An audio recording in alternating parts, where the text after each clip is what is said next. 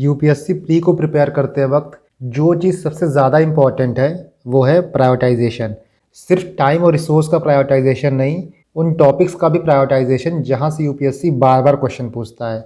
And this is one of those topic जहाँ से UPSC पिछले 26 साल से मल्टीपल क्वेश्चन पूछते आ रहा है। सो इस टॉपिक को इग्नोर करना आप किसी भी हालत में अफोर्ड नहीं कर सकते हो। ऑल्सो इस टॉपिक से आपको मल्टीपल टाइप के क्वेश्चन देखने को मिलते हैं। कभी डायरेक्टली पूछता है, कभी इनडायरेक्टली पूछेगा, कभी ये टॉपिक्स आपको ऑप्शन में मिल जाएंगे। इनफैक्ट कई बार ऐसा भी होता है कि क्वेश्चन इस टॉपिक से आया है बट एक्सप्लिसिटली हमको पता नहीं चलता कि इसी टॉपिक से क्वेश्चन पूछा गया है। टाइटल देख के आप समझ ही गए होंगे कि मैं schedules of the Indian constitution की बात कर रहा हूँ। इस टॉपिक को हम डिटेल में देखेंगे क्योंकि ये टॉपिक बहुत जगह बहुत अच्छे से कवर नहीं है। काफ़ी फैक्ट्स, काफ़ी इन्फॉर्मेशन ऐसी भी है जो आपको रेगुलर रिसोर्स में नहीं मिलती है। ऑल्सो ये टॉपिक इस साल के लिए काफ़ी इंपॉर्टेंट है क्योंकि आपने न्यूज़ में देखा ही होगा कि जो शेड्यूल 6 है वो काफ़ी बर्निंग इशू है। हमारे 3 इडियट्स के सोनम वांगचुक लद्दाख को 6 शेड्यूल में इंक्लूड करने की डिमांड कर रहे हैं और इसीलिए उन्होंने fast and to death begin किया है। डेट इज़ वाई इस साल के लिए ये टॉपिक बहुत इंपॉर्टेंट है और हम पूरा शेड्यूल देखेंगे बट स्पेसिफिकली शेड्यूल 5th और शेड्यूल 6th को ज़्यादा डिटेल में कवर करेंगे। आगे बढ़ने से पहले लेट अस सी कि पहले कैसे क्वेश्चन पूछे गए हैं। और इस टॉपिक से इतना ज़्यादा क्वेश्चन आया है कि आपको इसका ईस्ट वेस्ट नॉर्थ साउथ सब कुछ पता होना चाहिए। तो लेट अस सी, पहला क्वेश्चन देखो, ये 5th शेड्यूल से है। काफ़ी स्ट्रेट फॉरवर्ड क्वेश्चन है कि if a particular area is brought under 5th schedule of the constitution which one of the following statement best reflect the consequences of it. चारों option में सिर्फ पहले ऑप्शन में ही ट्राइबल्स की बात कर रहा है, तो पहला ही ऑप्शन सही है इसका।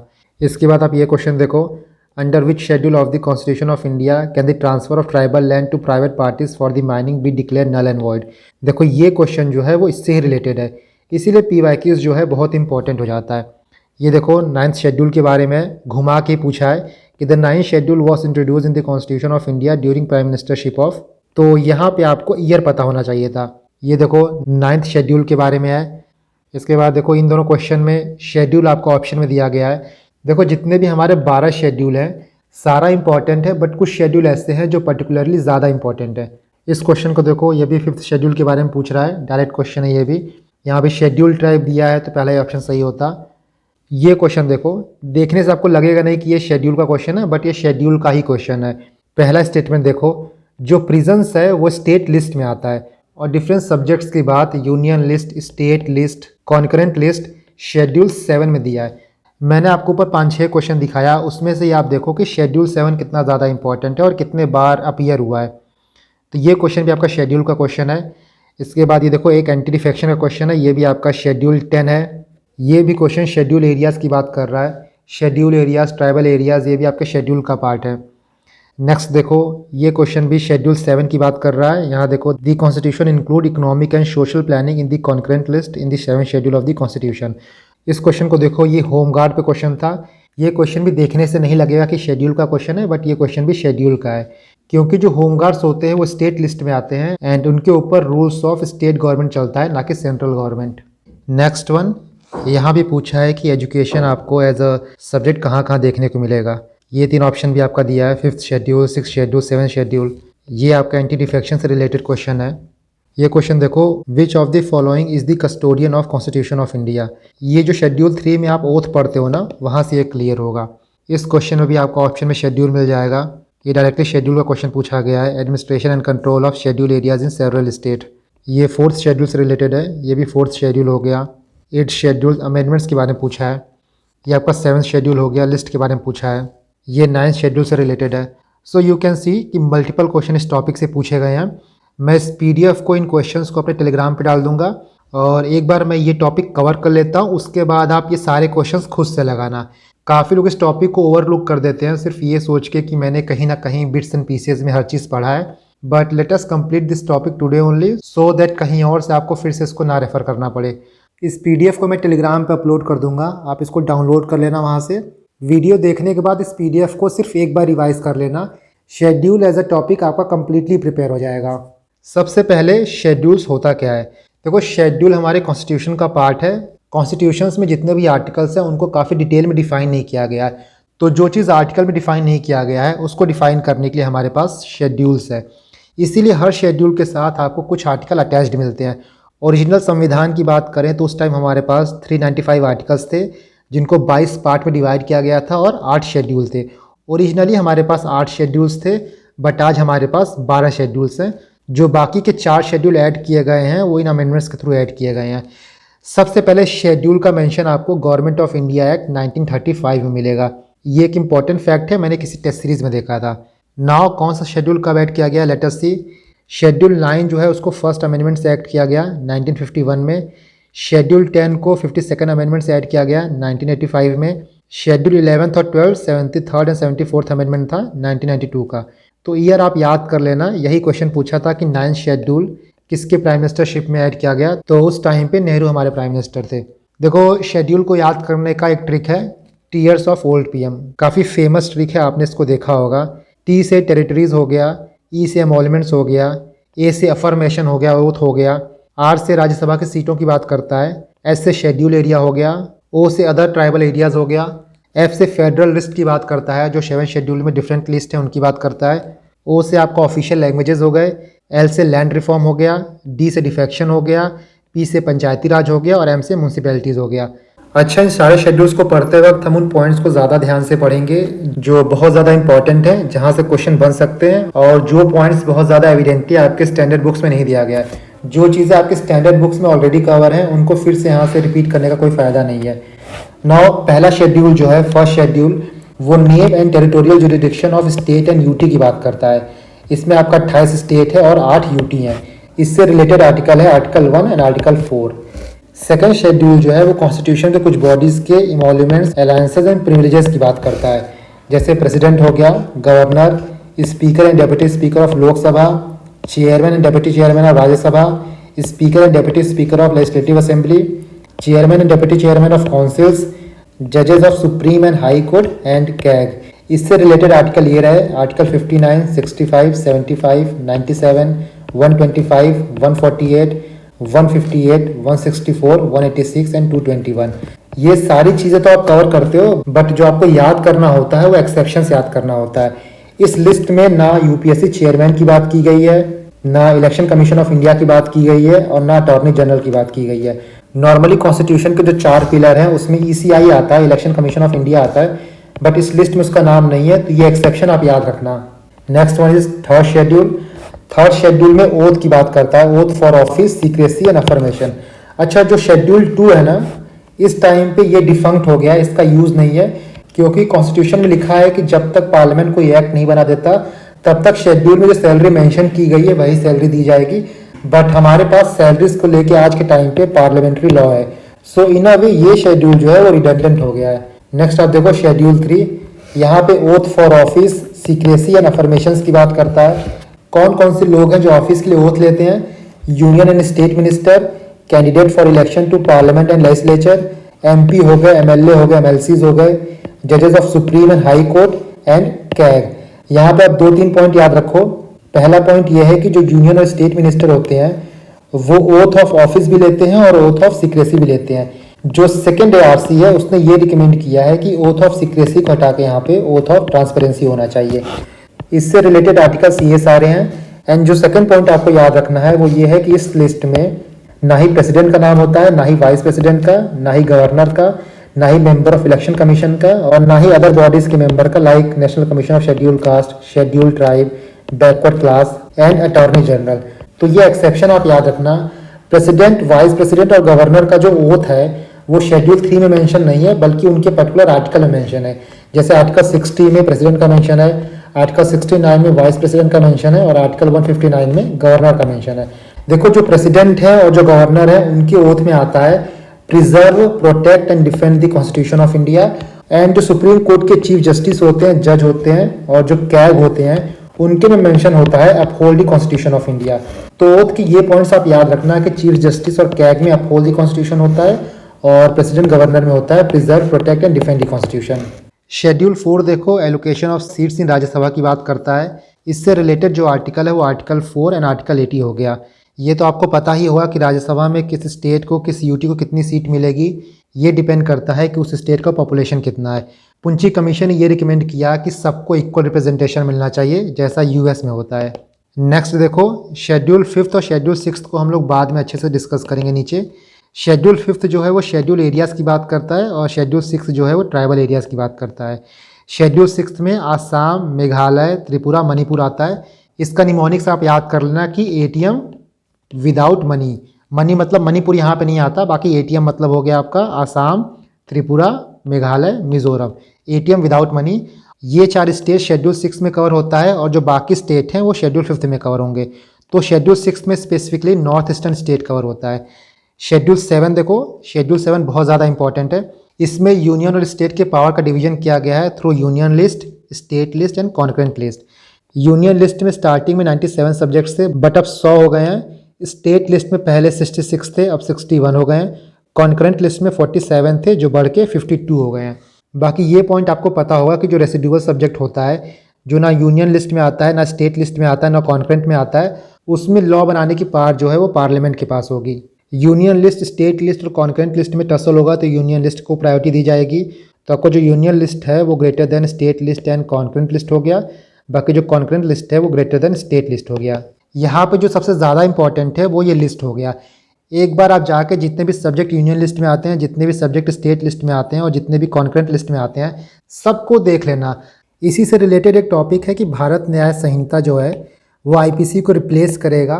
तो आप कमेंट करके ये बताओ, जो क्रिमिनल कोड है, जो भारत न्याय संहिता है, जो आईपीसी है, वो किस लिस्ट में आता है? यूनियन में आता है, स्टेट में आता है या फिर कॉन्करेंट में आता है? आई वॉन्ट एवरीवन कि आप वीडियो पॉज करो और ये कमेंट करना। सही हो या गलत हो ये मैटर नहीं करता है, मैटर ये करता है कि आप अटेम्प्ट करते हो या नहीं करते हो, क्योंकि यही सारी चीज़ें डिसाइड करती हैं कि आप अपने आप को 26 तारीख के लिए कितना प्रिपेयर कर रहे हो। एक इंपॉर्टेंट पॉइंट आप यहाँ ये ध्यान रखना, ये आपके लक्ष्मीकांत में भी कवर होगा कि मान लो कोई कॉन्करेंट लिस्ट में सब्जेक्ट है जिस पे सेंटर भी लॉ बना सकता है, स्टेट भी लॉ बना सकता है, और दोनों के लॉ के बीच में टसल होगा, तो जो सेंट्रल लॉ है वो प्रिवेल करेगा। बट एक एक्सेप्शन है, ये एक्सेप्शन आप याद रखना कि अगर स्टेट लॉ को प्रेसिडेंट का अप्रूवल मिल जाए देन स्टेट लॉ जो है वो सेंट्रल लॉ पे प्रिवेल करेगा। और ये होता इसलिए है क्योंकि जो प्रेसिडेंट हैं वो aid and advice of council of minister काम करते हैं। यहाँ पे भले ही स्टेट लॉ प्रिवेल करेगा, बट पार्लियामेंट के पास ये पावर होती है कि वो चाहे तो इस लॉ को अमेंड करके इसी सब्जेक्ट पे एक नया लॉ पास कर दे। तो ये कंडीशन आप याद रखना। ये क्वेश्चन तो एग्जाम में पूछा जा चुका है कि 42nd अमेंडमेंट एक्ट के थ्रू 5 सब्जेक्ट ऐसे हैं जो स्टेट लिस्ट से हटा के कॉन्करेंट लिस्ट में डाले गए थे। Weight and measures, forest, education, protection of wild life and organisation of subordinate court. ये 5 सब्जेक्ट जो है वो कॉन्करेंट लिस्ट में है थ्रू 42nd अमेंडमेंट एक्ट 1976। इसके बाद देखो शेड्यूल 8 की बात करते हैं। 8th शेड्यूल में 22 लैंग्वेजेस की बात करता है जिनको कॉन्स्टिट्यूशन रिकॉग्नाइज करता है। कौन कौन से 22 लैंग्वेजेस हैं आप इसको देख लेना। स्टार्टिंग में 14 लैंग्वेजेस थे, बाकी 8 लैंग्वेज जो हैं वो अलग अलग अमेंडमेंट से ऐड किए गए हैं। 21st से सिंधी ऐड किया गया, 71st से कोंकणी, मणिपुरी, नेपाली ऐड किया गया और 92nd से बोडो, डोगरी, संथाली, मैथिली ऐड किया गया। कुछ चीज़ें आप ध्यान रखो जो आपको ऑब्वियस ना लगें। फॉर एग्जांपल नेपाली भी यहाँ पे है। इसके बाद जो इंग्लिश है वो ऐड नहीं है, ये आप याद रखना। आर्टिकल 351 में डेवलपमेंट ऑफ हिंदी लैंग्वेज की बात करता है और हिंदी लैंग्वेज की डेवलपमेंट के लिए जो मेन लैंग्वेज यूज़ किया जाएगा वो है संस्कृत, इसको याद रखना। इसके बाद कुछ लैंग्वेज ऐसे हैं जिनको क्लासिकल लैंग्वेज का स्टेटस मिला है, जैसे सबसे पहले तमिल को मिला था 2004 में, फिर संस्कृत 2005 में, तेलुगु एंड कन्नड़ को 2008 में मिला था, मलयालम को 2013 में और उड़िया को 2014 में। तो ये 6 आपके क्लासिकल लैंग्वेज हैं। Now 9th schedule. 9th schedule को हमने पहले ही देख लिया है कि फर्स्ट अमेंडमेंट एक्ट 1951 से ऐड किया गया और 9th शेड्यूल जो है वो लैंड रिफॉर्म की बात करता है and abolition of zamindari system. 9th schedule को ऐड करने का बेसिक फंडा ये था कि अगर पार्लियामेंट या फिर स्टेट लेजिस्लेचर कोई ऐसा एक्ट पास करता है जो कि फंडामेंटल राइट्स को वायलेट करता है और उस एक्ट को 9th शेड्यूल में ऐड कर देता है तो जुडिशियल रिव्यू यहाँ पे नहीं हो सकता। आपने कई बार रिजर्वेशन के संबंध में इस शेड्यूल के बारे में सुना होगा कि बहुत से पॉलिटिकल पार्टीज़ की मांग होती है कि इस पर्टिकुलर एक्ट को, इस रेगुलेशन को शेड्यूल 9 में डाल दिया जाए ताकि सुप्रीम कोर्ट इसको नल एंड वॉइड नहीं कर पाए। बट सुप्रीम कोर्ट 2007 में IR कोलेहो केस में ये जजमेंट दिया है कि जुडिशियल रिव्यू जो है वो बेसिक स्ट्रक्चर है कॉन्स्टिट्यूशन का, और चाहे कोई भी लॉ हो अगर वो शेड्यूल 9 में डाला गया है आफ्टर 24 अप्रैल 1973 उस पर supreme court judicial review exercise कर सकती है। अच्छा, जो ये डेट है ना, ये डेट का एक सिग्निफिकेंस है। ये बताना कि यही डेट सुप्रीम कोर्ट क्यों डिसाइड किया है, यही कट ऑफ डेट क्यों डिसाइड की है कि इस डेट के बाद जो भी आप एक्ट डालोगे 9th शेड्यूल में उस पर हम जुडिशियल रिव्यू एक्सरसाइज कर सकते हैं। तो इस डेट का क्या सिग्निफिकेंस है आप कमेंट करना। नाउ 10th शेड्यूल की बात करते हैं। ये डिफेक्शन की बात करता है, disqualification on the ground of defection of member of parliament and state legislature. कौन कौन से आर्टिकल इन्वॉल्व हैं? तो आर्टिकल 102 एंड आर्टिकल 191। इस शेड्यूल को 52nd अमेंडमेंट एक्ट 1985 के थ्रू किया गया। और यहाँ कुछ पॉइंट हैं, ये आपको अपने स्टैंडर्ड रिसोर्स में मिल जाएगा। Like anti defection law speaker के लिए कोई टाइम फ्रेम नहीं डिसाइड करता है कि इसी टाइम के अंदर उनको डिसीजन लेना है।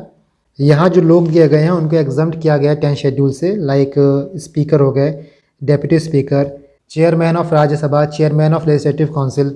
ये पॉइंट आप याद रखना कि जो एंटी डिफेक्शन लॉ है वो भी जुडिशियल रिव्यू के अंदर आता है। ये इंपॉर्टेंट हो जाता है। यहाँ पे कुछ पार्लियामेंट्री टर्म्स हैं एंटी डिफेक्शन से रिलेटेड जो मैंने लोकसभा के वेबसाइट से कलेक्ट किया है। पहला हो गया crossing the floor. Crossing the floor का मतलब ये हुआ कि जब एमपी एमएलए हाउस को एड्रेस करेंगे तो उस वक्त कोई और नहीं बोलेगा। और ये डिफेक्शन के टाइम पे होता है where two parties sit on other side opposite to each other, namely ruling parties and opposition party. दूसरा है holding the floor. This mean a person is being authorised by the speaker to speak, और जब वो बोलते रहेंगे तो that means they are holding the floor. Next one is yielding the floor. Yielding the floor का मतलब ये होता है कि मान लो कोई पर्सन एड्रेस कर रहा है हाउस को, बट स्पीकर उसको कट शॉर्ट करके दूसरे को बोलने का मौका देता है, तो उसको कहते हैं yielding the floor. Now 11th and 12th schedule. 11th schedule जो है वो पंचायती राज से रिलेटेड है। 73rd अमेंडमेंट एक्ट 1992 को ऐड किया गया और ये फोर्स में कब आया? 24 अप्रैल 1992। इसीलिए 24 अप्रैल को हम लोग नेशनल पंचायती राज डे मनाते हैं। 12th शेड्यूल की बात करें तो ये म्यूनसिपैलिटी से रिलेटेड है। जो आर्टिकल इससे डील करता है वो 243W है। इसको 74th अमेंडमेंट एक्ट से हम लोग ऐड किए। 11th एंड 12th शेड्यूल तो एक सेपरेट चैप्टर है, तो आप इसको वहाँ पढ़ोगे। नाउ स्पेसिफिकली हम लोग शेड्यूल 5th और शेड्यूल 6th की बात करेंगे बिकॉज ये न्यूज़ में है due to Ladakh issue. Ladakh की काफ़ी पहले से ही डिमांड है कि उसको 6th शेड्यूल में ऐड किया जाए, और national commission for schedule tribe ने 2019 में ये रिकमेंड भी किया था कि लद्दाख को 6th शेड्यूल में इंक्लूड किया जाए। बिकॉज लद्दाख को आप देखोगे तो 97% पॉपुलेशन जो है वो ट्राइबल है। इसका अपना एक डिस्टिंक्ट कल्चर है, डिस्टिंक्ट हेरिटेज है, जिनको प्रिजर्व करने के लिए इनकी काफ़ी पहले से ये डिमांड है। तो जो पार्ट 10 है कॉन्स्टिट्यूशन का पार्ट 10, वो शेड्यूल एंड ट्राइबल एरिया से डील करता है। 2 आर्टिकल इसके अंदर आते हैं, article 244 and article 244A। Article 244 जो है वो administration of schedule areas and tribal areas की बात करता है। तो जो आर्टिकल 244(1) हो गया वो शेड्यूल 5 की बात करता है, और आर्टिकल 244(2) जो हो गया वो शेड्यूल 6 की बात करता है। शेड्यूल 5 में बाकी सारे स्टेट आते हैं एक्सेप्ट आसाम, मेघालय, त्रिपुरा एंड मिजोरम, क्योंकि ये जो चारों स्टेट हैं वो शेड्यूल 6 में आते हैं। नाउ 5th शेड्यूल के अंदर 10 स्टेट आते हैं, आंध्र प्रदेश, छत्तीसगढ़, गुजरात, हिमाचल प्रदेश, झारखंड, मध्य प्रदेश, महाराष्ट्र, उड़ीसा, राजस्थान एंड तेलंगाना। मैंने यहाँ मैप पेस्ट कर दिया सो दैट काफ़ी इजीली आप विजुअलाइज कर पाओ। जो ये बीच का एरिया है यहाँ के सारे स्टेट आते हैं, इसके साथ ये हिमाचल प्रदेश हो गया। 5th शेड्यूल से रिलेटेड एक आर्टिकल आप देखो, आर्टिकल 339 है। आर्टिकल 339 ये बोलता है कि प्रेसिडेंट को एक कमीशन अपॉइंट करना है to report on the administration and welfare of schedule areas. Commission वो कभी भी अपॉइंट कर सकते हैं, बट एक कंडीशन ये है कि कॉन्स्टिट्यूशन के एनेक्ट होने के 10 साल के बाद उनको पहला कमीशन अपॉइंट करना है, जो कि उन्होंने किया। उसका नाम था देवर कमीशन, 1960 में आया। और जो दूसरा कमीशन है वो 2002 में अपॉइंट किया, जिसका नाम था DS भूरिया कमीशन। तो जो देवर कमीशन है उन्होंने कुछ क्राइटेरिया दिया था, उसी क्राइटेरिया के बेसिस पे शेड्यूल एरियाज डिसाइड होता है। तो क्या क्या क्राइटेरिया था ये देख लेना बहुत इंपॉर्टेंट है। पहला, preponderance of tribal population. Schedule areas में 50% से ज़्यादा ट्राइबल पॉपुलेशन होने चाहिए। दूसरा, compactness and reasonable size of the area. तीसरा है viable administrative entity such as district, block, taluka. जो शेड्यूल एरिया होना चाहिए वो प्रॉपरली डिवाइड होना चाहिए डिस्ट्रिक्ट में, ब्लॉक में, तालुका में। And the last one is economic backwardness. ये सारा क्राइटेरिया मीट होगा तभी हम किसी एरिया को शेड्यूल एरिया में डालेंगे। नाउ शेड्यूल 5 के इंपॉर्टेंट प्रोविजंस। लक्ष्मीकांत में भी ये दिया हुआ है, बट 2-3 पेज में सब कुछ स्प्रेड है, तो वहाँ से रिवाइज करने में थोड़ी मुश्किल आती है। आप सिर्फ इतना देख लो, यही सारे प्रोविजंस हैं। तो सबसे पहले शेड्यूल एरिया को डिक्लेयर करने का पावर किसके पास होता है? प्रेसिडेंट के पास। पहला इंपॉर्टेंट चीज़ तो आपका यही हो गया। और प्रेसिडेंट गवर्नर से कंसल्ट करके जो शेड्यूल एरिया है उसको इंक्रीज़ और डिक्रीज़ कर सकते हैं, उसकी बाउंड्री को आगे पीछे कर सकते हैं और उस एरिया को रीडिफाइन कर सकते हैं। सेकंड, स्टेट अपनी एग्जीक्यूटिव पावर को शेड्यूल एरिया पे एक्सरसाइज कर सकता है। इसके साथ साथ सेंटर भी अपने एग्जीक्यूटिव पावर पे एक्सरसाइज कर सकता है for administration of schedule area. Normally क्या होता है, जो बाकी स्टेट होते हैं वहाँ पे कुछ ही सब्जेक्ट्स पे सेंटर के एग्जीक्यूटिव पावर अप्लाई होते हैं, but in case of schedule area centre के पास कुछ ज़्यादा पावर है। Next one is tribal advisory council. ये इंपॉर्टेंट है। हर शेड्यूल एरिया में एक ट्राइबल एडवाइजरी काउंसिल को सेटअप किया जाएगा। सिर्फ शेड्यूल एरिया में ही नहीं, अगर प्रेसिडेंट चाहे तो उन एरियाज में भी ट्राइबल एडवाइजरी काउंसिल को सेटअप करने के डायरेक्शन दे सकता है जहां पे सिग्निफिकेंट ट्राइबल पॉपुलेशन हो। ट्राइबल एडवाइजरी काउंसिल के कॉम्पोजिशन की बात करें तो मैक्सिमम 20 मेंबर होंगे। इन 20 में से 3/4 मेंबर जो हैं वो शेड्यूल ट्राइब के रिप्रेजेंटेटिव होंगे इन लेजिस्लेटिव असेंबली। बाकी ट्राइब एडवाइजरी काउंसिल से रिलेटेड कोई रूल्स बनाना हुआ, कितने काउंसिल में मेंबर होंगे, कैसे चेयरमैन की अपॉइंटमेंट होगी, इन सारे चीज़ की पावर गवर्नर के हाथ में है। देखो, शेड्यूल एरिया में गवर्नर के पास कुछ ज़्यादा ही लेजिस्लेटिव पावर होता है। फॉर एग्जांपल, इनको एनुअली प्रेसिडेंट को रिपोर्ट सबमिट करना होता है। प्लस अगर गवर्नर चाहे तो कोई भी पार्लियामेंट या फिर लेजिस्लेचर का एक्ट शेड्यूल एरियाज पे अप्लाई नहीं होगा, या फिर अप्लाई होगा भी तो कुछ मॉडिफिकेशन के साथ अप्लाई होगा। नेक्स्ट वन इज गवर्नर और tribe advisory council with president assent. President के एसेंट के बाद कुछ चीज़ों पर रेगुलेशन बना सकते हैं, लाइक दे कैन रेस्ट्रिक्ट और prohibit transfer of land, allotment of land, money landing, या फिर कोई पार्लियामेंट और लेजिस्लेचर का एक्ट हुआ उसको रिपील या फिर अमेंड भी कर सकते हैं। इसके बाद देखो, जो शेड्यूल 11 है जहाँ पे हम पंचायती राज की बात करते हैं, वहाँ पे कुछ प्रोविजंस दिए गए हैं कि हर स्टेट में इन पंचायत रिलेटेड प्रोविजंस को एनेक्ट किया जाएगा। बट जो 5th शेड्यूल के एरियाज़ हैं उनको इससे एग्जाम्पशन मिला है। 5th शेड्यूल के लिए पेसा एक्ट 1996 को पास किया गया है। तो आप याद रखना कि पेसा एक्ट जो है वो 5th शेड्यूल एरियाज़ के लिए एनेक्ट किया गया है। और पेसा एक्ट में क्या आता है क्या नहीं आता है, इसको आप लक्ष्मीकांत पढ़ना। इसके बाद देखो, 5th शेड्यूल के प्रोविजंस में अमेंडमेंट किया जा सकता है, उसको ऑल्टर किया जा सकता है, चाहे रिपील किया जा सकता है बाय पार्लियामेंट। और जब ऐसा कुछ होगा तो ये कॉन्स्टिट्यूशन अमेंडमेंट नहीं कहलाएगा, ये आर्टिकल 368 के अंदर नहीं आएगा। तो ये तो रहा आपका 5th schedule. Now 6th schedule. 6th schedule में 4 स्टेट हैं, आसाम, मेघालय, त्रिपुरा, मिजोरम, जो मैंने आपको बताया है ATM विदाउट मनी। मणिपुर नहीं है, उसके अलावा बाकी स्टेट हैं। जैसे 5th शेड्यूल में ट्राइब एडवाइजरी काउंसिल था, उसी तरह 6th शेड्यूल में आपको ऑटोनॉमस डिस्ट्रिक्ट काउंसिल और रीजनल काउंसिल मिलेगा। देखो, 6th शेड्यूल के जो ट्राइबल एरियाज़ हैं उनको as a autonomous district administer किया जाता है। और मान लो एक ही एरिया में काफ़ी डिफरेंट ट्राइबल ग्रुप हैं, तो उस एरिया को गवर्नर ऑटोनॉमस रीजन में डिवाइड कर सकता है। तो जो ऑटोनॉमस डिस्ट्रिक्ट है उसको ऑटोनॉमस रीजन में डिवाइड किया जा सकता है by governor. Basically autonomous district से रिलेटेड गवर्नर के पास काफ़ी पावर होती है। He can organise, reorganise, increase और डिक्रीज द एरिया, नेम बदल सकते हैं, एक्सेट्रा एक्सेट्रा। इसके बाद जो पार्लियामेंट का एक्ट होता है, चाहे लेजिस्लेचर का एक्ट होता है, वो ऑटोनॉमस डिस्ट्रिक्ट और ऑटोनॉमस रीजन में अप्लाई नहीं होगा डायरेक्टली, और मान लो अप्लाई हो भी रहा है तो कुछ मॉडिफिकेशन के साथ अप्लाई होगा। ऑटोनॉमस डिस्ट्रिक्ट के लिए ऑटोनॉमस डिस्ट्रिक्ट काउंसिल को सेटअप किया जाएगा, और जो ऑटोनॉमस रीजन है उनके लिए रीजनल काउंसिल। कॉम्पोजिशन की बात करें तो डिस्ट्रिक्ट काउंसिल में मैक्सिमम 30 मेंबर आ सकते हैं। 30 में से 26 मेंबर को डायरेक्टली इलेक्ट किया जाएगा, बाकी जो 4 मेंबर रहेंगे उनको गवर्नर नॉमिनेट करेगा। डिस्ट्रिक्ट काउंसिल जो है विद गवर्नर एसेंट, गवर्नर के अप्रूवल के बाद कैन मेक लॉ बना सकते हैं लैंड पे, फॉरेस्ट मैनेजमेंट पे, एक्सेप्ट रिजर्व्ड फॉरेस्ट को छोड़ के इनहेरिटेंस ऑफ प्रॉपर्टी पे लॉ बना सकते हैं, और मनी लैंडिंग पे लॉ बना सकते हैं। जो DC एंड RC है वो जुडिशियल रोल भी प्ले करते हैं। They can constitute village and district council court, और इसके ऊपर जो अपील है वो हाई कोर्ट और सुप्रीम कोर्ट में जाएगा। District council, regional council land revenue collect कर सकते हैं, टैक्सेस इंपोज कर सकते हैं, मिनरल के एक्सट्रैक्शन का लीज दे सकते हैं, लाइसेंस दे सकते हैं, प्राइमरी स्कूल मैनेज करते हैं, वाटर फैसिलिटी मैनेज करते हैं, मार्केट्स मैनेज करते हैं, रोड मैनेज करते हैं। 6th शेड्यूल के अंदर गवर्नर एक कमीशन अपॉइंट करेंगे for the administration and welfare of the schedule tribe. Now ये तो हमको पता है कि 4 स्टेट शेड्यूल 6 में आते हैं। इन 4 स्टेट से टोटल 10 ऑटोनॉमस डिस्ट्रिक्ट हैं। 3 जो है वो आसाम से हैं, 1 त्रिपुरा, 3 मेघालय, 3 मिजोरम। आसाम के डिस्ट्रिक्ट कौन कौन से हैं? North Cachar hill district, Karbi Anglong and Bodoland. Tripura से त्रिपुरा ट्राइबल एरियाज, मेघालय से गारो, खासी, जयंतिया हिल्स, एंड मिजोरम से चकमा, मारा एंड लाई। यहाँ पे शेड्यूल आपका कंप्लीट होता है, एंड इससे 100% है कि क्वेश्चन आता ही आता है, या तो डायरेक्टली आएगा या तो इनडायरेक्टली आएगा।